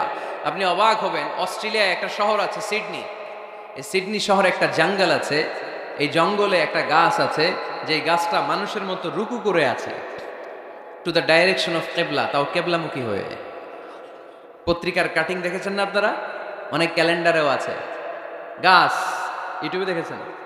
গাছ রুকু করে আছে টু দ্য ডাইরেকশন অফ কিবলা, কিবলামুখী হয়ে মানুষের মতো। সুবহানাল্লাহ পড়ে। তাহলে এই মসজিদ এমন মসজিদ, এই মসজিদে 1 রাকাত সালাত পড়লে 1 লক্ষ রাকাতের সওয়াব হয়ে যায়।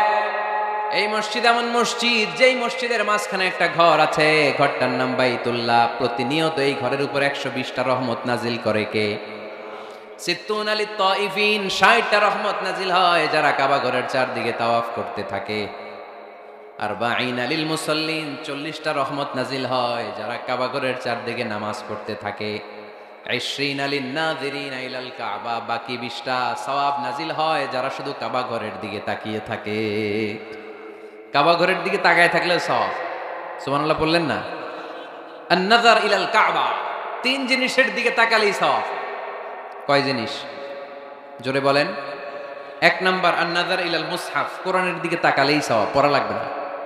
পড়লে তো সওয়াব আছে, তাকানো মাত্রই। 2 নাম্বার আন-নাযার ইলা ওয়াজহিল ওয়ালিদাইন, মা বাবার চেহারা। মা বাবার খেদমত করলে তো সওয়াব আছেই, টাকা দিলে তো সওয়াব আছেই, কিন্তু মা বাবার চেহারার নজরের দিকে যদি রহমতের নজরে একবার তাকান, একটা কবুল হজ করলে যেই সওয়াব, ওই সওয়াব আমল নামাই দিবে কে?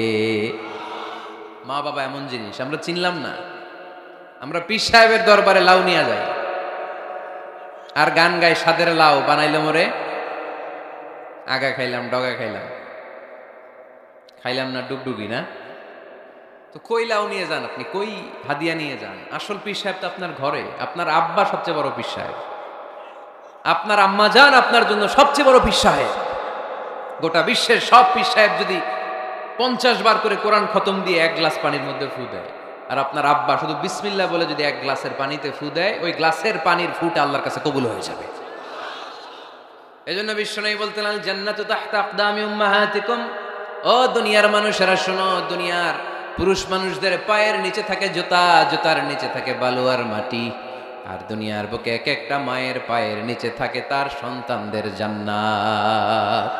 ওগো মা তুমি এই ধরনের শ্রেষ্ঠ নেয়ামত, তোমারই পদ তলে রয়েছে জান্নাত।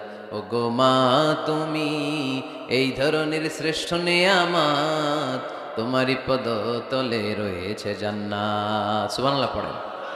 কি মা? এই মারে আমরা চিনি না। লাউ কাতাআতা জিলদাক, তোমার গায়ের চামড়া কেটেও যদি মাকে জুতো বানিয়ে দাও, ওই যে ছোটবেলায় দুধ খাইছিলা, 1 ঢোক দুধের শোধ আদায় হবে না। 1 ঢোক দুধের শোধ আদায় হবে না। ওই মা 3 বার বললেন আল্লাহ রাসূল এই মায়ের কথা। কয়বার? আল্লাহ হাবিব বললেন মা মা মা, তারপরে মা কয়বার? বাবা কয়বার? তার মানে ইসলাম মাকে দিয়েছে স্বর্ণ পদক, ইসলাম মাকে দিয়েছে রৌপ্য পদক, ইসলাম মাকে দিয়েছে ব্রোঞ্জ পদক, বাবাকে দিয়েছে সান্ত্বনা পুরস্কার। ঠিক কিনা?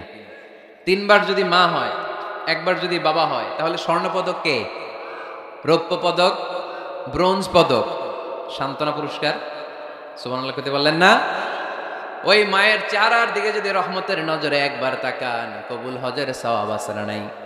তাহলে 1 নাম্বার কোরআনের দিকে নজর করলে সওয়াব, 2 নাম্বার মা বাবার চেহারার দিকে নজর করলে সওয়াব, 3 নাম্বার আল্লাহর কাবা ঘরের গিলাফের দিকে যখন নজর করে তাকাবেন 20টা রহমত নাজিল করবে কে? তাহলে শ্রেষ্ঠ মসজিদ মসজিদে হারাম, শ্রেষ্ঠ মসজিদ। 2 নাম্বার হচ্ছে মসজিদ নববী, নবীর মসজিদ, ওখানে 1 রাকাত পড়লে 1000 রাকাতের সওয়াব। আমার নবী শুয়ে আছে তার পাশে, পাশেই জান্নাতুল বাকিয়া, মাকবারাতুল বাকিয়া, এরপর আছে রওবা। বিশ্বনবীর কবর থেকে মিম্বার পর্যন্ত জান্নাত, রাউদাতুম মিন রিয়াদিল জান্নাহ। এটা দুনিয়ার বুকে একটা জান্নাতের টুকরা, কোন সুবহানাল্লাহ। ওখানে নামাজ পড়ার জন্য খুব ধাক্কাধাক্কি হয়।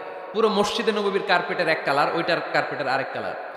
যারা হজ উমরা করেছেন দেখে এসেছেন, জায়গা পাওয়া যায় না, খুব ধাক্কাধাক্কি হয় ওই জায়গাটাতে সালাত পড়ার জন্য। এটা হচ্ছে দ্বিতীয় মসজিদ শ্রেষ্ঠত্বের দিক থেকে। তৃতীয় মসজিদ হচ্ছে মসজিদে আকসা, ফিলিস্তিনে। আহা, এই দুইটাতে যাওয়ার সুযোগ হইলো, ওইটাতে যাওয়ার সুযোগ নাই। ইসরায়েলি হায়নাদের দখলে, চিল্লা এখন ঠিক কিনা?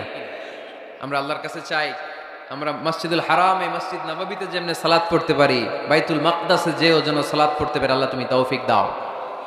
বাইতুল মাকদাসে 1 রাকাত পড়লে 250 রাকাতের সওয়াব, আরেক বর্ণনা এসেছে 500 রাকাতের সওয়াব। এই 3টার পরে দুনিয়ার যত বড় মসজিদ হোক না কেন সবগুলোর সওয়াব সমান। সুবহানাল্লাহ পড়েন। তাহলে আমরা মসজিদ আবাদ করতে চাই, কি করতে চাই? এই মসজিদ হচ্ছে আমাদের মুসলমানদের সামাজিক ঐক্যের কেন্দ্রবিন্দু, সামাজিক ঐক্যের কেন্দ্রবিন্দু আমাদের মসজিদ। বুঝতে হবে, এটা খ্রিস্টানদের চার্চের মতো, এটা ইহুদিদের সিনাগগের মতো, এটা শিখদের গুরুদুয়ারার মতো গতানুগতিক কোনো ইবাদত গাহ বা উপাসনা কেন্দ্র নয়। এটা আমাদের ঐক্যের ভিত্তি। চিল্লায় বলেন ঠিক কিনা? বিশ্বনবী মসজিদে নববী থেকে সব করেছেন।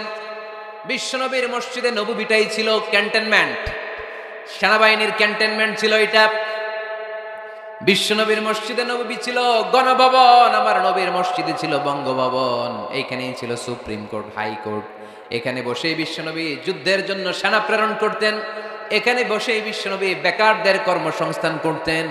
এখানে বসেই বিশ্বনবী বিধবা নারীদের জন্য ভাতার ব্যবস্থা করে দিতেন।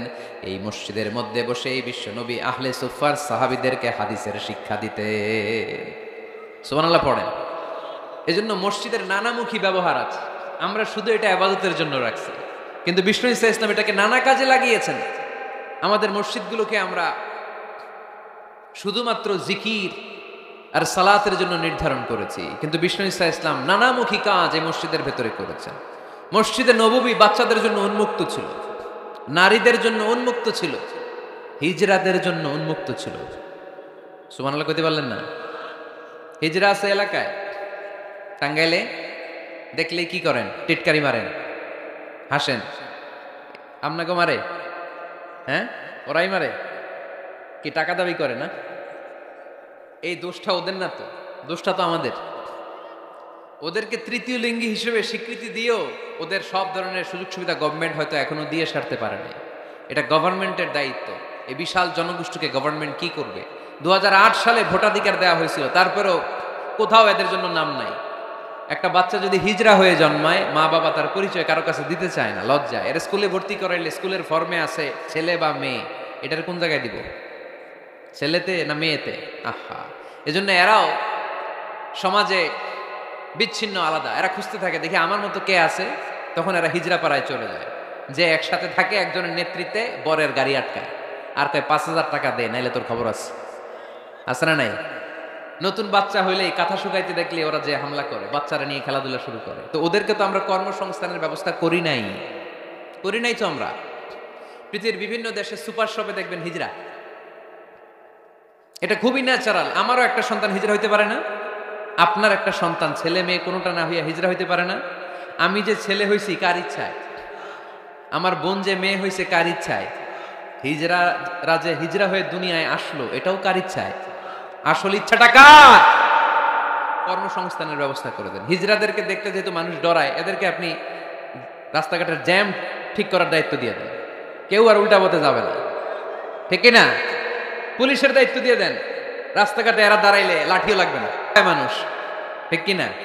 তো এগুলো তো কাজে লাগাইতে হবে। জনসংখ্যাকে যদি জনশক্তিতে আমরা রূপান্তরিত করতে না পারি তাহলে বিপদ আছে না নাই?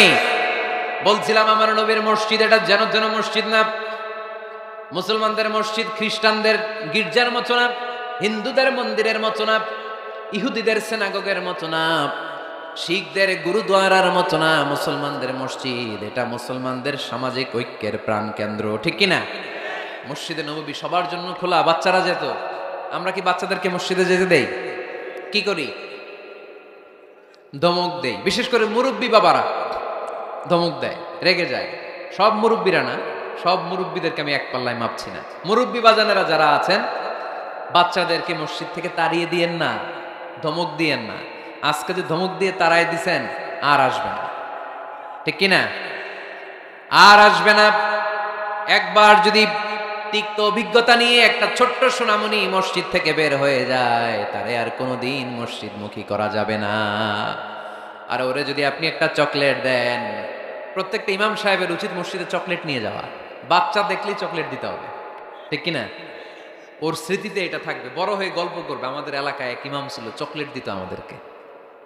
কত সুন্দর, কত সুন্দর অভিজ্ঞতা থাকবে তার। আর যদি ধমক দেন, বলবে ইমাম আসিল একটা বদের আড্ডি, মসজিদে ঢুকলে আমগুলো ঠ্যাঙ্গাইতো খালি, বলবে না এটা? আর চকলেট দিলে আজীবন আপনারা স্মরণ রাখবে। এজন্য বাচ্চাদেরকে কখনো মসজিদ থেকে তাড়িয়ে দেয়া যাবে। মসজিদে নববীতে যদি বাচ্চা ঢুকতে পারে, আমাদের মসজিদে কি সমস্যা? তুরস্ক একটা দেশ আছে, নাম শুনছেন?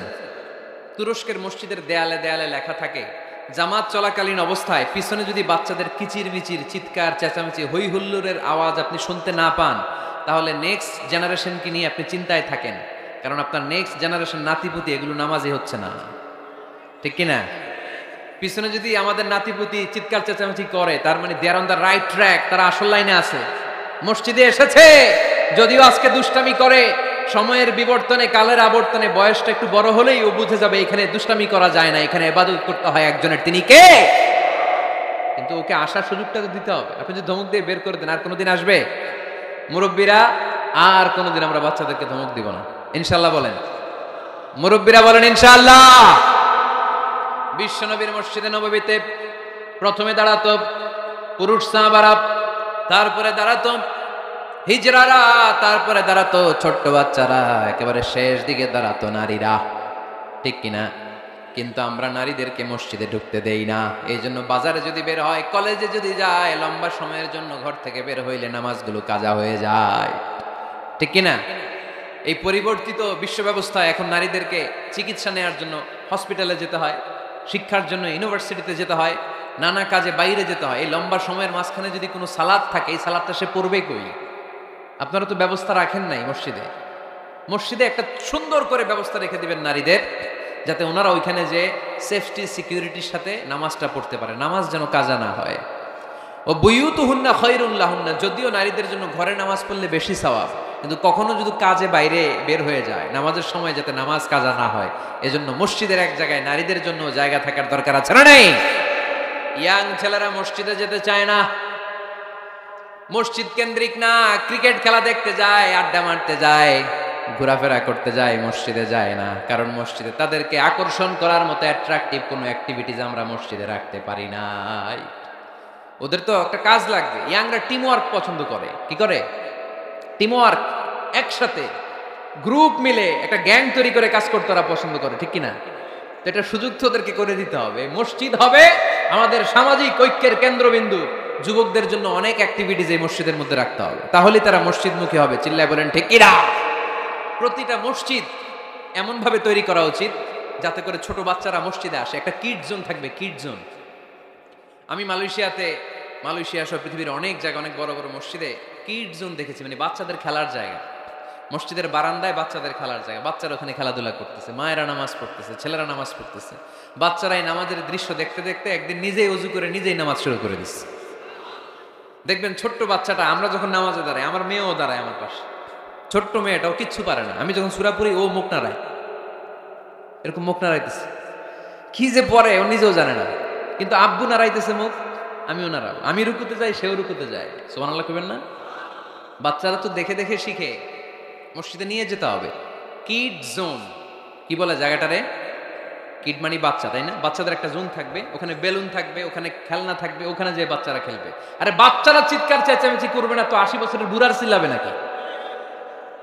বাচ্চারাই তো চিৎকার করবে, ওরা গ্লাস ভাঙবে, লাফালাফি করবে, দুষ্টামি করবে, ওরাই তো চিল্লাবে। বাচ্চারা লাফালাফি না করে 70 বছরের এক মুরব্বী যদি লাফায়, শুনেই হাসতেছেন আপনারা। তার মানে মুরব্বীরা তো এটা করবে না, করবে বাচ্চারা। বাচ্চাদের কাজ বাচ্চাদেরকে করতে দেন, ওদেরকে বুঝাবেন যে আব্বু এটা ইবাদত গাহ, এখানে দুষ্টামি করতে হয় না, এখানে ইবাদত করতে হয়, আল্লাহর কাছে চাইতে হয়। দেখতে দেখতে আস্তে আস্তে ও শিখে যাবে, ঠিক কিনা? এজন্য আমরা মসজিদ নির্মাণ করতে চাই যেখানে আমরা সবাই একত্রিত হব। রাজি আছেন? এবার আপনাদেরকে বলছিলাম যে শেষে দুইটা মজার জিনিস আছে, এই দুইটা মজার জিনিস দিয়ে আজকের আলোচনা শেষ করব। এক হচ্ছে একটা এরকম চমৎকার মসজিদের মাস্টার প্ল্যান দিব আজকে আপনাদেরকে, কিভাবে এই মসজিদটা করতে হয়। আমি চাই 64টা জেলায় এরকম 64টা মসজিদ হোক। রাজি আছেন তো? শুনবেন? আলোচনা কি চলবে? তাহলে আর কয়েক মিনিটে আমরা মাস্টার প্ল্যানটা শুনবো, আর কি কি অ্যাক্টিভিটিস মসজিদে রাখবো এটা আমরা শুনবো ইনশাল্লাহ। পড়েন। একটা প্রাণবন্ত মসজিদের অবকাঠামো, একটা প্রাণবন্ত মসজিদ যদি আমরা গড়তে চাই কি কি লাগবে? নাম্বার 1, যোগ্য ইমাম লাগবে। কি লাগবে? ইমাম। অনেক বড় দায়িত্ব। সমাজে কি চলছে, কি ক্রাইসিস, এই ক্রাইসিস, এই সংকট থেকে উত্তরণের উপায় কি? ইমাম খতিব যদি আমাদেরকে এটা অ্যাড্রেসই করতে না পারে, ওই ইমাম দিয়ে আমরা কি করব? কথা কানাকে আমি নামাজ পড়াইতে পারি না, ক্যামেরাম্যান পারে না, সভাপতি সাহেব পারে না, তো ইমাম লাগবে কেন আমাদের? আমরাই তো আমাকে নামাজ পড়তে পারি। ইমাম মানে তো নেতা। He lead the way, he lead the way. নেতা কারে বলে? Who knows the way, who goes the way, who shows the way, he is the leader. ঠিক কি না? নেতা কারে কয়? Who knows the way, who goes the way, who shows the way. যে পথ চিনে, যে পথে যেতে পারে, অন্যরে নিয়ে আগাইতে পারে, সে নেতা। তাহলে ইমামের দায়িত্ব, খতিবের দায়িত্ব প্রতি শুক্রবারে গড় পড়তা আলোচনার দরকার নাই। সমাজে কি ক্রাইসিস চলতেছে? ডেঙ্গু।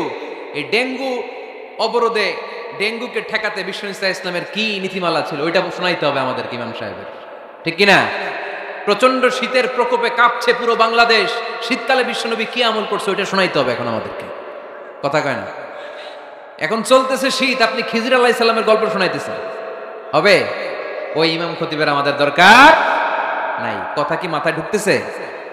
কারেন্ট ওয়ার্ল্ডে কি চলে, কারেন্ট অ্যাফেয়ার্স কি চলে, ওইটার আলোকে ইসলামের সমাধান কি, ইমাম যদি ওইটা শোনাইতে পারে, হি ইজ আওয়ার ইমাম, হি ইজ আওয়ার খতিব।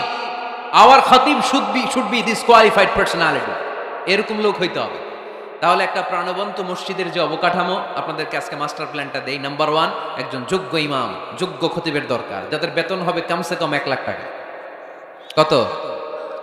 হুজুর এইবার আর আমরা নাই, অহন আমি নাই, অহন আমনে থাকেন। দিবেন না? দিবেন না? ওইরকম ইমাম পাওয়া গেলে দেওয়া যাবে না? যাবে।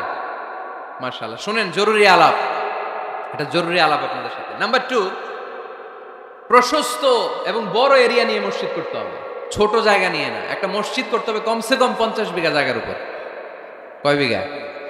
ওই যে ডরাই গেছে আমি। 50 বিঘা একটা জায়গা হইলো। এরকম জায়গা দেওয়ার মানুষ অনেক আছে। ওনারা এরকম সুন্দর মাস্টার প্ল্যান দিতে হইলে আজকের এটার পরে যে কত ফোন কল আমার কাছে আসবে যে হুজুর আমি 50 কোটি টাকা নিয়ে রেডি, আপনি এসে উদ্বোধন করে দিয়ে যাবেন মসজিদ। শুনবেন আপনারা কয়দিন পরে, আজকের এই আলোচনার পর ইনশাল্লাহ। পড়েন। অনেক বড় প্রশস্ত এরিয়া নিয়ে আপনার মসজিদ করতে হবে। ঢাকার মসজিদগুলো দেখছেন চিপা গলি, এটা যে মসজিদ বোঝাই যায় না। আরে মসজিদের শান শৌকত আর ইমেজ দেখে বিধর্মী ভাইয়েরা মুসলমান হওয়ার জন্য পাগল হয়ে যাবে, মসজিদে ঢুকার জন্য পাগল হয়ে যাবে। কি সুন্দর মসজিদ তোমাদের, কত চমৎকার, ফ্যান্টাস্টিক, মার্ভেলাস মসজিদ তোমাদের। দেখতে যাব আমরা, দেখতে যায়ও। মালয়েশিয়াতে 4টা বড় মসজিদ আছে, 2টা পুত্রাজায়াতে, একটার নাম স্টিল মস্ক, মিজান তুয়াঙ্কু জাইনুল আবেদিন মস্ক, বিশাল মসজিদ। আরেকটা আছে পুত্রা মস্ক, মাথির মাহমুদ ওখানে সালাত পড়ে, ডক্টর জাকির নায়েক সালাত পড়ে, আমি যাই মাঝে মাঝে মসজিদে। এরপর মসজিদ বিলায়া আছে একটা, বিলায়া পেরসিকতুয়ান ফেডারেল টেরিটরি মস্ক, আল্লাহু আকবার, তুরস্কের ব্লু মস্কের আদলে করা। আরেকটা আছে মালয়েশিয়ার জাতীয় মসজিদ নেগারা, মসজিদ নেগারা বলে এটাকে, জাতীয় মসজিদ। এত সুন্দর মসজিদ, বিশাল এরিয়া নিয়ে মসজিদ, কোনো ছোট জায়গায় হবে না, বিশাল এরিয়া নিয়ে। পাঞ্জাগানা নামাজের জন্য আলাদা ছোট্ট মসজিদ জায়গা হতে পারে, কিন্তু জামে মসজিদ হলে ওটা ছোট বানাইলে চলবে? এটা যদি আমাদের সামাজিক ঐক্যের কেন্দ্রবিন্দু হয়, এটা তো অনেক বড় গ্যাদারিং এর জায়গা থাকতে হবে, ঠিক কি না? বিশাল এরিয়া নিয়ে মসজিদ হতে হবে। 2 নাম্বার, পর্যাপ্ত পার্কিং ব্যবস্থা থাকতে হবে মসজিদে। একমত না দ্বিমত? এইখানে যদি আপনি জগৎ বিখ্যাত আলেম রাখেন, খতিব রাখেন, যিনি প্রতি সপ্তাহে কি ঘটে বাংলাদেশে ওইটারে কোরআন হাদিসের আলোকে ব্যাখ্যা করে, তো ওনার কথা শোনার জন্য এরকম লাখ লাখ লোক জড়ো হবে না? এরা এদের প্রাইভেট কার নিয়ে আসবে, অনেক এলিট লোকেরা প্রাইভেট কার নিয়ে আসবে ওনার খুতবা শোনার জন্য। অনেকে নিজের হুন্ডা চালায় আসবে, সাইকেল নিয়ে আসবে, তো এগুলো রাখবে কোথায়? রাস্তায় জ্যাম বাজাবেন নাকি? না, বিশাল পার্কিং লট থাকবে। ওই পার্কিং লটে প্রত্যেকের পার্কিং এর ব্যবস্থা থাকবে। প্রয়োজনে এই পার্কিং এর মধ্য দিয়ে আইডিয়া জেনারেটিং একটা সিস্টেম আপনি করতে পারেন, যে গাড়ি পার্ক করলে 20 টাকা, হুন্ডা পার্ক করলে 10 টাকা। এক জায়গায় আমার মাহফিলে শুধু পার্কিং দিয়ে কামাইছে 7 লক্ষ টাকা। সুবহানাল্লাহ নাই? This is called idea. বর্তমান পৃথিবীতে আইডিয়ার বড় দাম। পার্কিং লট রাখতে হবে, বিশাল বড় পার্কিং লট। মসজিদ ছোট জায়গায় হবে না, অনেক বড় জায়গায়, খোলামেলা ভেন্টিলেশন সিস্টেম থাকতে হবে। এরপরে মনোরম ওয়াশ এরিয়া লাগবে, ওয়াশ এরিয়া যেখানে সুন্দর অজু করা যায়, গোসল করা যায়। আমাদের বাংলাদেশের মসজিদের টয়লেটে ঢোকা যায়, দুর্গন্ধ কারে কয়? বদনার মধ্যে হাত দেওয়া যায় না, টিস্যু নাই। আমাদের মসজিদগুলোর টয়লেটের দিকে খেয়াল করছেন? কেন হিন্দুরা মুসলমান হবে? কেন কেন আসবে? এই দুর্গন্ধের জায়গায় আসবে কেন? আমি তো যেতে পারি না বাংলাদেশের কোনো মসজিদের টয়লেট, আমি ঢুকতে পারি না, তো বদনাটা ধরা যায় না। তেলা পোকা, মাকড়সার বাসা, টিকটিকি কান্দের উপর এসে পড়ে, আছে না নাই? 6 মাসও পরিষ্কার করেন একবার। আপনি মালয়েশিয়ার মসজিদগুলো যদি দেখেন, মসজিদে টয়লেটে ঢুকলে আপনার ঘুম চলে আসবে, 5 স্টার হোটেলের মতো। এত সুন্দর লুকিং গ্লাস, এত সুন্দর wash area, liquid soup, towel. অজু করে মসজিদে ঢুকলেই পরানটা জুড়ায় যায়। তাহলে সুন্দর ওয়াশ এরিয়া লাগবে, কি বলেন? লাগবে না? লাগবে। এরপরে মসজিদের বাইরে ফুলের বাগান লাগবে। কি লাগবে? ইকো ফ্রেন্ডলি মস্ক বলে এটাকে, ইকো ফ্রেন্ডলি, পরিবেশ বান্ধব মসজিদ। মুসল্লিরা যখন ঢুকবে ফুলের গন্ধের সৌরভে এমনি তো মন মাতোয়ারা। সুবহানাল্লাহ করতে পারলেন না? আপনাদের কথাগুলো বুঝতে কষ্ট হচ্ছে মনে হয় না? বুঝতেছেন সবাই? ফুলের বাগান লাগবে মসজিদের চারদিকে, ফুলের বাগান, পাতাবাহার, ফুলের গাছ, সুগন্ধে মসজিদ থাকবে আমোদ। এরপরে মসজিদে বিশুদ্ধ পানি খাওয়ার ব্যবস্থা থাকতে হবে, ফর ফ্রি। ফিল্টার দিয়ে বিভিন্ন জায়গায় পানির ব্যবস্থা। আল্লাহর বান্দারা নামাজ পড়তে আসে, পানি খাওয়ার জায়গাটাও নাই। এরকম মসজিদে আছে না নাই? সুন্দর পানি খাওয়ার ব্যবস্থা রাখতে হবে আপনাদের ওই মসজিদে, যে মসজিদটাকে সামাজিক ঐক্যের কেন্দ্রবিন্দু আপনারা বানাতে চান। এই আপনারা উঠছেন কারা কারা? কি হয়েছে আপনাদের? হ্যাঁ, বসেন বসেন বসেন, একসাথে যাব আমরা। তাহলে ফুলের বাগান গেল না? এটাকে বলে ইকো ফ্রেন্ডলি মস্ক, পরিবেশ বান্ধব। বিশুদ্ধ খাবার পানি। এরপর লাগবে এয়ারকন লাগবে, সিসি ক্যামেরা লাগবে, ক্লোজ সার্কিট ক্যামেরা, কোনো সমস্যা হলে যাতে ফুটেজ আমরা বের করতে পারি, কি বলেন? উন্নত কার্পেট লাগবে, ডিজিটাল সাউন্ড সিস্টেম লাগবে। অনেক জায়গায় আল্লাহু আকবার, ওদিকে মুকাব্বির কয় আল্লাহু আকবার, মাইক নাই, মাইক নষ্ট। তো মাইক নষ্ট আপনি কি করছেন? ঠিক করেন না কেন এগুলো? ডিজিটাল সাউন্ড সিস্টেমের কোনো বিকল্প নাই। এরপর জুতা রাখার নিরাপদ বাক্স লাগবে। কি কন? বড় লোকেরা মসজিদে যায় না জুতা চুরির ভয়ে। এর জুতার দাম 30,000 টাকা, মসজিদে যায় কি এটা হারাবে নাকি? কথা বলেন। ওখানে যদি জুতা রাখার সেলফ সিকিউরিটি বক্স থাকতো, উনি 10 টাকা দিয়ে হইলেও ওখানে রাখতো, পরে টোকেন দিয়ে আবার নিজের দামে জুতা ফিরিয়ে নিত। কথা বলেন। প্রতিটা মসজিদে এরকম জুতা রাখার সুন্দর নিরাপদ বাক্সের দরকার আছে না নাই? তারপরে সূত্রা লাগবে, সূত্রা সুন্নত নামাজ পড়ার জন্য। এই যে সূত্রা থাকে না, যাতে সামনে দিকে গেলেও সমস্যা নেই, এই সূত্রাগুলো লাগে। রেহাল লাগবে, টিস্যুর বক্স লাগবে, টাওয়াল লাগবে, আতরের বোতল লাগবে। মসজিদের বিভিন্ন জায়গায় আতরের বোতল থাকবে, পারফিউম মেখে মেখে নামাজে দাঁড়াবে। আর রমাদানে এই মসজিদের ভিতরে একসাথে ইফতারি করার সুযোগ থাকতে হবে। কথা বলেন ঠিক কিনা? কি দরকার ঘরে ইফতারি করার? ইফতারিগুলো নিয়ে আপনি মসজিদে যান, মহিলারা মহিলাদের এরিয়াতে বসবে, ভাইরা ভাইদের এরিয়াতে, কি সুখ, আনন্দের হাসি হাসেন, একসাথে খান। সারাদিনের রোজার কষ্টটারে ভুলাই দিবে কে? আল্লাহ। ফ্যামিলি নিয়ে মসজিদে যান আর না যান, ইফতারি পাঠায় দেন, অথবা পথিকদের জন্য, মুসাফিরদের জন্য ইফতারের ব্যবস্থা রাখেন, একসাথে ইফতারি করবেন মসজিদে। মসজিদে নববীতে তাই হতো। নারীদের জন্য আলাদা জায়গার কথা বলেছি, এটা হবে সেফটি অ্যান্ড সিকিউরিটির সাথে। পুরুষদের দরজা একদিকে, নারীদের দরজা আরেকদিকে। নারীরা নারীদের ওই জায়গা দিয়ে ঢুকবে, ওই জায়গা দিয়ে বের হবে। এটা আলাদা দেয়াল দেয়া থাকবে, এদের টয়লেট আলাদা, ওয়াশরুম আলাদা, ওয়াশিং এরিয়া আলাদা, সবকিছু হবে আলাদা। নারীদের মসজিদে আসার দরকার আছে না নাই? সেফটি সিকিউরিটির সাথে তারাও এসে কোরআনের কথা শুনতে হবে। এই মসজিদ 24 ঘন্টা খোলা থাকতে হবে, 24 আওয়ার্স। কয় ঘন্টা? প্রায় মসজিদের লাইট বন্ধ করে দেয়, টয়লেট বন্ধ করে দেয়, আছে না নাই? তাহাজ্জুদ পড়তে অনেকে যেতে পারে না, মুসাফির মানুষ রাত 12টার দিকে নামাজটা পড়বে, সুযোগ নাই, আছে না নাই? মসজিদের সিকিউরিটি গার্ড লাগবে, করা সিকিউরিটি গার্ড, চারদিকে সিকিউরিটি গার্ড থাকতে হবে। শিশুদের জন্য আলাদা জায়গার কথা বলেছি। এই মসজিদে সেমিনার হল থাকবে। কি থাকবে? এখানে প্রতি মাসে সেমিনার হতে হবে। কমিউনিটি সেন্টার থাকবে মসজিদের পাশে অ্যাটাচ করা। কি সেন্টার? এলাকার সব বিয়ে টাঙ্গাইলের এই মসজিদ হইতে হবে। কথা কন। এজন্যই তো মেয়েরা উলঙ্গ জামা পরে বিয়ের অনুষ্ঠানে নাচে কেন? মসজিদে বিয়ে হয় না যে?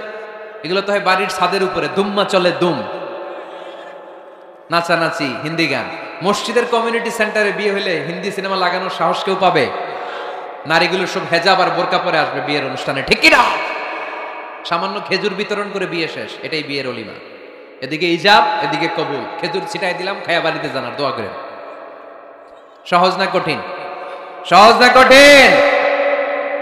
কমিউনিটি সেন্টারে বিয়ে হবে, মসজিদের সাথে অ্যাটাচ করা। মসজিদের সাথে অ্যাটাচ লাইব্রেরি থাকতে হবে। কি থাকতে হবে? এই লাইব্রেরিতে পড়াশোনা করবে এলাকার লোকজন। সর্বশেষ মসজিদ ম্যানেজমেন্ট অফিস থাকবে। এই যে পুরো মসজিদের মাস্টার প্ল্যান আপনাদের সাথে শেয়ার করলাম, এটার ম্যানেজমেন্ট বিভাগ থাকার দরকার আছে না নাই? এই ম্যানেজমেন্ট অফিস থাকতে হবে। এরকম মসজিদ বাংলাদেশে হোক, আমরা চাই কি চাই না? আর বাকি ব্যবসায়ীরা, বিজনেস ম্যাগনেট, সিআইপি যারা আছে আপনাদের এলাকায় আপনারা করবেন। যে কোনো সিআইপি, ভিআইপি, এমপি, মন্ত্রী আমার সাথে যোগাযোগ করতে পারেন। আমি আপনাদেরকে ইন ডিটেইলড এই মাস্টার প্ল্যান দেব। আপনার জেলায় জেলায় মসজিদ করলে প্রয়োজনে আমি নিজে যে উদ্বোধন করে দিয়ে আসবো। কিন্তু এরকম মডেল মস্ক, আল ওয়াসাতিয়া মডেল মস্ক প্রতিটি জেলায় জেলায় বাংলাদেশে থাকার দরকার আছে না নাই? শুধু নামাজের জায়গা বানায় রাখছি আমরা। কত কিছু করা যায়, কত নানামুখী কার্যক্রম আছে মসজিদের। এই মসজিদে তালিমুল কোরআনের প্রজেক্ট থাকবে, কোরআন শিক্ষার আসর, শিশুদের, মহিলাদের, বয়স্কদের দরকার আছে না নাই? আজীবন নামাজ পড়ি নাই, বুঝি নাই, ওয়াজগুলো শুনে এখন নতুন করে অনেকের হুঁশ ফিরতেছে, হুজুর কি করব, বয়স তো 50, নামাজের নিয়ম জানি না, কোরআন পড়তে পারি না। তাদের জন্য, বয়স্কদের জন্য কোরআন শিক্ষার আসর, শিশুদের জন্য কোরআন শিক্ষার আসর। তাহফিজুল কোরআন প্রজেক্ট থাকবে মসজিদে, তাহফিজুল Quran project, full time part time. 30 পারার হাফেজ, 5 পারার হাফেজ, 7 পারার হাফেজ, সমস্যা নাই।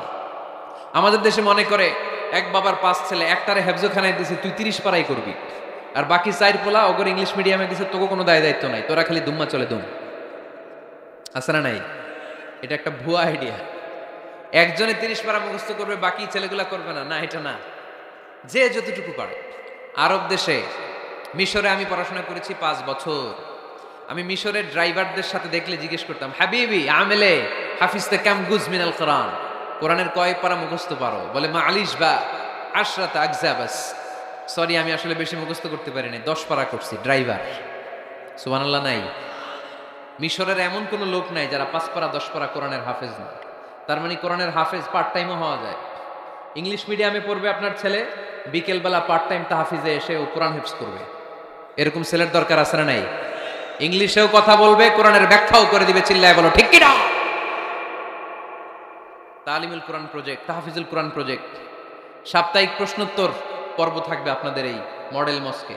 জীবন ঘনিষ্ঠ কত প্রশ্ন বোনদের থাকে, আমাদের কাছে করে। এই প্রতিটা জেলার মসজিদ থেকে এগুলোর ফতোয়া দেওয়া হবে, ঠিক কিনা? মাসিক ধারাবাহিক তাফসির প্রোগ্রাম চলবে মসজিদে। তাফসির প্রোগ্রামে আজকে কি বলে গেছি সারা বছর আর খেয়াল থাকে না, কিন্তু প্রতি মাসে যদি এই জামে মসজিদে বিশ্বভিত্তিক তাফসির হয়, তাহলে ফিডব্যাক নেওয়ার সুযোগ আছে না নাই? কথা কি বুঝতে পারতেছেন আপনারা? মসজিদের উদ্যোগে যুবকদের জন্য অনেক অ্যাক্টিভিটিস দরকার। নাম্বার 1, খেলাধুলা। মসজিদের পাশেই প্লে গ্রাউন্ডে খেলাধুলার আয়োজন করতে হবে। কথা কি শুনতেছেন? আল্লাহর হাবিব নিজে মসজিদে নববীর পাশে খেলাধুলার আয়োজন করেছেন। সুবহানাল্লাহ নাই?